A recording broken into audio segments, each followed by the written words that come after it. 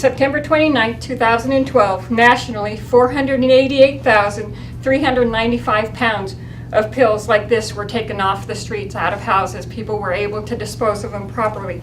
Nevada alone, we had 2,038 pounds. We had over 1 ton of pills taken off the street and out of circulation. And in the 2 years that the DEA has been doing drug takebacks, over 2 million pounds have been removed from our nation so that people don't have access to it.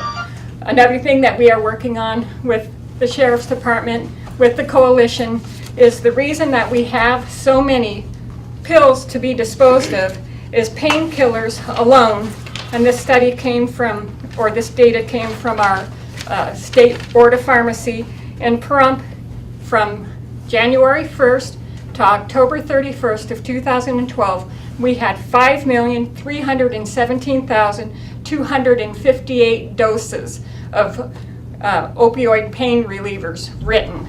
That's how many in just in 10 months, 10 complete months, were put into the houses and on the streets in our town, in Pahrump alone. And so that's why this is necessary, and that's why we love the support of the Sheriff's Department, and why we understand that they have a huge, huge task ahead of them to keep these off the street and to keep us healthy and to keep our community as strong as we can. And just remember, we've been doing this since we started this program back in shortly thereafter, April 4th, we started this program. So this program has been operating in the Nye County Sheriff's Office since 2008. And as you can see here, quite a few amount of pounds of drugs, and they talk about the pounds that have been taken on the street just within our program.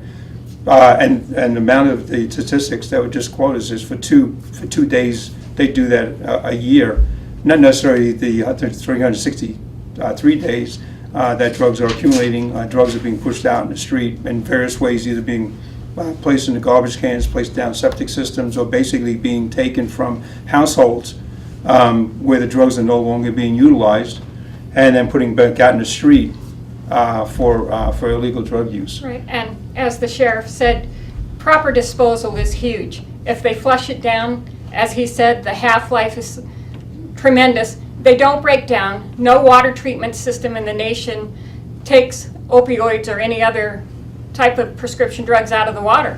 So when they go into the system, they're in the system. And so they treat the water, they get it drinkable, but the components of the drugs are not out, even if they've dissipated. If they're thrown in the garbage landfills, then the creatures eat them.